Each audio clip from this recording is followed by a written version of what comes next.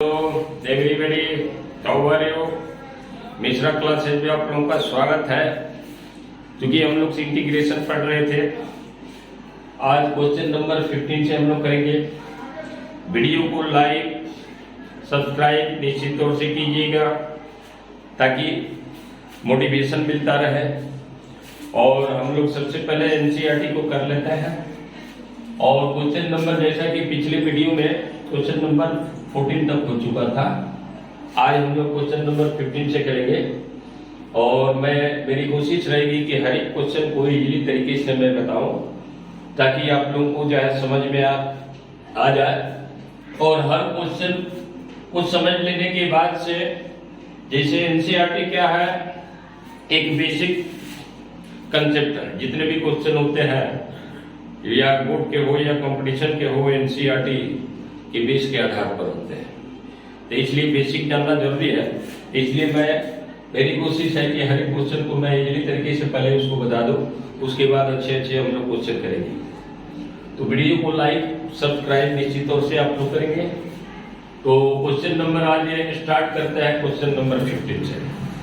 तो question number 15 क्या है, इसको देखते हैं। जैसे root x bracket 3x² + 2x + 3 dx का इंटीग्रेशन करना है।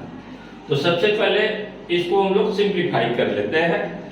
इसे रूट एक्स से इस सारे टर्म में मल्टीप्लाई होगा, सारे टर्म में मल्टीप्लाई करके अलग अलग इसको इंटीग्रेट कर लेंगे। तो ये बहुत इजीली है। जैसे रूट एक्स से मल्टीप्लाई करेंगे x² में, तो x का पावर 5/2 होगा। 3 कांस्टेंट को बाहर कर लेंगे। फिर यहाँ पर 2x है, 2 को कांस्टेंट को बाहर कर लेंगे। तो यहाँ x और रूट x से मल्टीप्लाई होगा तो क्या होगा, x और रूट x से मल्टीप्लाई होगा तो 3/x का पावर 3/2 हो जाएगा। 1/2, क्योंकि रूट x का मीनिंग क्या होता है, 1/2 होता है। इसलिए x का पावर 3/2 हो जाएगा। 1/2 + 1, फिर 3 को कांस्टेंट को बाहर निकालेंगे और रूट x से या x का पावर 1/2 dx का इंटीग्रेशन होगा। तो इस तरह से रूट x से सारे टर्म को मल्टीप्लाई करके इजीली तरीके से, ये बहुत इजी है, आप लोग बना लीजिएगा निश्चित तौर से। ये इस फार्मूला के आधार पर इंटीग्रेट कर लेना है। उसी तरह क्वेश्चन नंबर 16 क्या है, 2x - 3 cos x। तो ये भी बहुत इजी है। इसमें कांस्टेंट को बाहर निकाल करके और टोटल जो है इसका इंटीग्रेशन, जैसे x का क्या होगा, x का पावर 2/2 हो जाएगा। यहाँ पर सबको अलग कर देंगे। cos x का पता ही है, sin x होता है इंटीग्रेशन। तो ये भी cos x dx, इसका भी इंटीग्रेशन हम लोग कर लेंगे। e पावर x का e पावर x, तो ये बहुत इजी है, आप लोग निश्चित तौर से कर लीजिएगा। क्वेश्चन नंबर 16 को देखते हैं। Integration of 2x² - 3 sin x + 5 root x। तो इसमें भी सबको अलग कर देंगे। 2 को कांस्टेंट को बाहर करते जाएंगे। x² का इंटीग्रेशन x का पावर 3/3 हो गया। sin x का माइनस cos x, तो माइनस माइनस प्लस हो जाएगा। इसका भी x का पावर है, यानी x का पावर 3/2/3/2। तो ये बहुत इजी है। sec x का भी, इसमें भी क्या करेंगे, sec x से सबसे मल्टीप्लाई कर देंगे सारे टर्म में। sec square x और sec tan x dx। तो sec square x का इंटीग्रेशन होता है, क्योंकि फॉर्मूला याद रहनी चाहिए, ठीक है। जैसे पिछले वीडियो में मैंने फॉर्मूला को बताया था, उस फॉर्मूला को हमेशा याद रखना चाहिए। और नहीं याद है तो उसको सामने एक पेपर पर आप लिख ले और उसको बनाते रहे, ताकि बनाते बनाते क्या होता है, कुछ फॉर्मूले ऐसे होते हैं कि जो कि बनाते बनाते याद हो जाते हैं। इसलिए sec square x का tan x dx होगा। sec tan x का इंटीग्रेशन क्या होगा, sec x होगा। तो ये सब फॉर्मूला के आधार पर है, जो कि इजीली है। अब हम देखते हैं क्वेश्चन नंबर 19 क्या है। ये सब इजी है। क्वेश्चन नंबर 19 देखते हैं क्या, उससे स्टार्ट करते हैं। हर क्वेश्चन को बनाना चाहिए, हर क्वेश्चन को हम लोग बनाए, टच करें, चाहे छोटा हो बड़ा हो। जैसे क्वेश्चन नंबर 19 हम देखते हैं क्या है। 19 क्या है, sec² x by cosec square x dx। तब क्योंकि डिफरेंशिएशन में क्या था, डेरिवेटिव में कोसेंट रूल था, लेकिन यहाँ कोसेंट रूल नहीं है इंटीग्रेशन में। तो अब इसका इंटीग्रेशन संभव नहीं है, तो इसके लिए हम लोग क्या कर देंगे, सिंपलीफाई कर देंगे। साइन कॉस में इसको तोड़ के देखते हैं, क्योंकि इसका इंटीग्रेशन नहीं है। तो इसके लिए 1/cos square sec square x होता है 1/cos स्क्वायर, cosec स्क्वायर क्या होता है 1/sin स्क्वायर x dx। तो इसका क्या हो जाएगा, ये जब 1/cos square x 1/sin square x क्या हो जाएगा, sin square x by cos square x हो जाएगा into dx sin square x by, यानी कहने का मतलब कि tan स्क्वायर x dx हो गया जी। अब tan स्क्वायर x क्या होता है, sec square minus tan square theta क्या होता है, हम लोग पढ़े हैं, याद है कि वो 1 के बराबर होता है, ठीक है। जैसे sec square theta sec square x minus tan square x क्या है, ये आइडेंटिटी है 1 है। तब इससे tan स्क्वायर x निकालेंगे तो 1 को इधर लाएंगे, तो इसलिए इस tan स्क्वायर x का इंटीग्रेशन नहीं है, डायरेक्टली हम लोग क्या कर देंगे, sec में बदलेंगे, क्योंकि हम लोग को पता है कि sec स्क्वायर x का इंटीग्रेशन संभव है, इसलिए sec स्क्वायर x कन्वर्ट कर देते हैं ताकि इजीली हो जाए। तो यहाँ क्या हो गया, sec square x minus 1 tan square x की जगह पर लेंगे इनटू dx। अब इसको सेपरेट कर लेंगे, तो sec square x dx minus dx का इंटीग्रेशन होगा। अब यहाँ पर sec स्क्वायर x का इंटीग्रेशन क्या हो गया, tan x, और dx का इंटीग्रेशन क्या होता है, x plus c। Constant term लिखना बोलना नहीं है, क्योंकि हम बता चुके हैं कि कांस्टेंट टर्म क्यों लिखते हैं, क्योंकि यहाँ एक कांस्टेंट निश्चित तौर से फंक्शन में आता जो पता नहीं होता है। तो ये कांस्टेंट टर्म अननोन है, इसीलिए ये क्या है, इनडिफिनिट इंटीग्रेशन है। इस इंटीग्रेशन को एक तरह से हम लोग बोलते हैं इनडिफिनिट। क्या कारण है कि ये कांस्टेंट इंडिफिनिट है, ठीक है। इसको नोट डाउन कर लिया। हम क्वेश्चन नंबर 20 देखते हैं।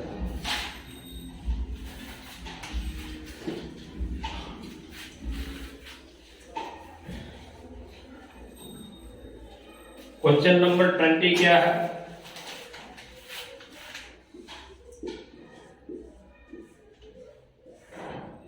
To minus 3 sin x by cos square x dx। तो जब भी इस तरह क्वेश्चन है, एक डिवीजन में हो चाहे मल्टीप्लिकेशन फॉर्म में हो, उसको सिंप्लीफाई कर लेते हैं। तो यहाँ cos स्क्वायर x डिवीजन में है, ठीक है, तो इसको अलग अलग कर लेते हैं, सेपरेट कर लेते हैं।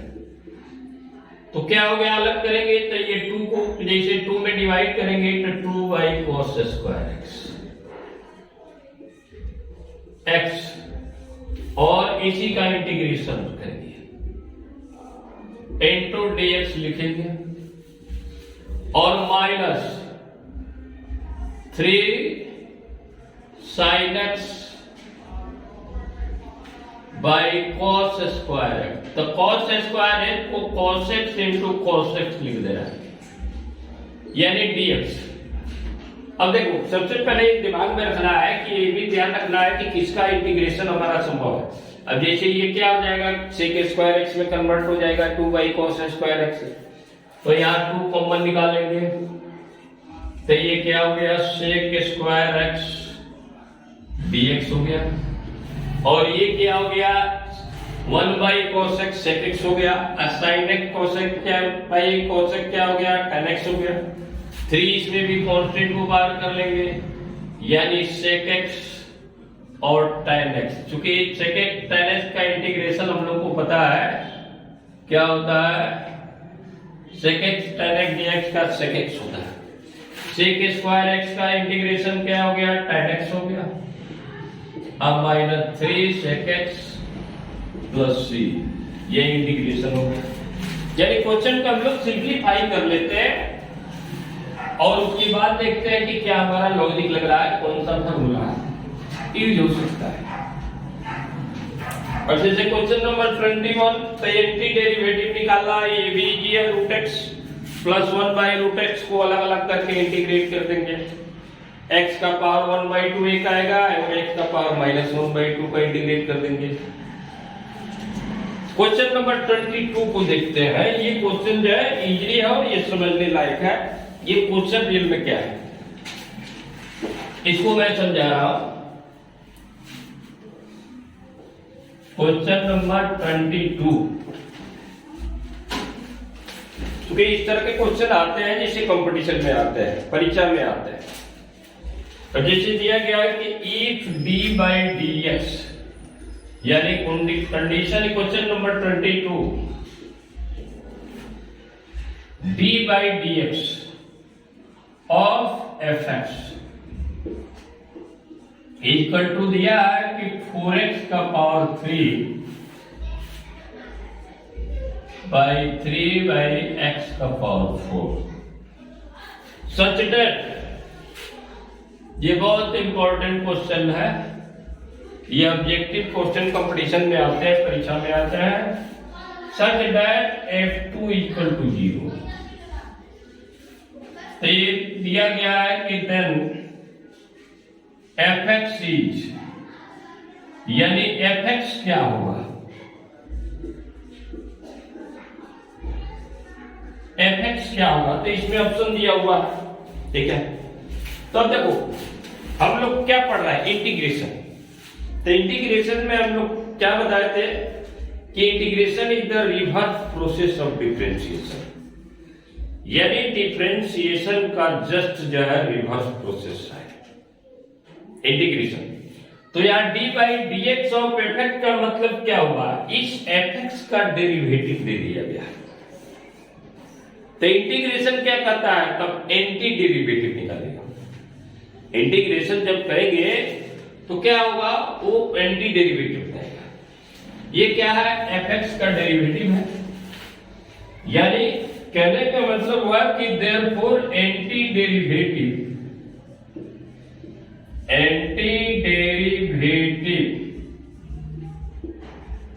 ऑफ 4x का पावर 3 माइनस 3 बाई x का पावर 4 इज क्या होगा, इसके बराबर होगा, तो fx के बराबर होगा। यानी fx मिल जाएगा, यानी फंक्शन मिल जाएगा। ये क्या है, d/dx fx, तो ये डेरिवेटिव है। अब इस डेरिवेटिव का एंटी डेरिवेटिव निकालेंगे। एंटी डेरिवेटिव का मतलब हो गया कि इसका इंटीग्रेशन अगर हम करेंगे तो फिर हमारा fx मिल जाएगा, और fx ही चाहिए, fx ही हम लोग को चाहिए। तो ऐसा है कि इसका इंटीग्रेशन हम लोग कर देंगे, यानी इसका इंटीग्रेशन करेंगे 3/x का पावर 4 और इसका dx, इसी का इंटीग्रेशन करेंगे तो fx मिल जाएगा, यही fx होगा। तो अब इसमें क्या करेंगे, 4 को कॉमन निकालेंगे, बाहर निकालेंगे तो x का पावर 3 dx होगा। यहां भी 3 को कॉमन निकाल दे रहा है, x का पावर 4 को ऊपर लेके चले जाएंगे तो -4 dx होगा। अब इसका इंटीग्रेशन करेंगे तो x का पावर n के फार्मूला देते हैं n+1 होता है भाई, n+1 यानी x का पावर 4/4 होगा। अब -3x का पावर -4 + 1/-4 + 1। अब plus c constant of integration जोड़ना है। तब यहाँ 4 कैंसिल हो गया, यानी क्या हो गया, x का पावर 4 और माइनस माइनस क्या हो गया, ये -3 आएगा, तो माइनस माइनस प्लस, अब 3/3 क्या होगा, ये भी कैंसिल हो गया, और x का पावर -3 + c। तो अब ये 3 कैंसिल हो गया, यानी क्या आया, अल्टीमेटली आया x का पावर 4 + 1/x³ + c आया। तो ऐसा ये fx लिखता है, इसको ऐसे लिखता है, ये क्या है fx मिल गया, यानी fx हमारा क्या मिला जी, x का power 4 plus 1/x³ plus c, यानी इस तरह से fx मिल गया। अब यहां पर इस क्वेश्चन में दिया ये c है, तो रियल में हमारा फंक्शन fx नहीं मिला है। तो देखो f2 0 का मतलब हुआ कि ये फंक्शन जो है 2 पर ये क्या है 0 के बराबर हो जाएगा अगर 2 इसमें रखेंगे, यानी क्वेश्चन में वो f2 देने 0 का मतलब हो गया कि यानी f2 रखने पर इस फंक्शन में यानी वेरिएबल x के जगह पर अगर 2 रखे तो ये 0 के बराबर होगा।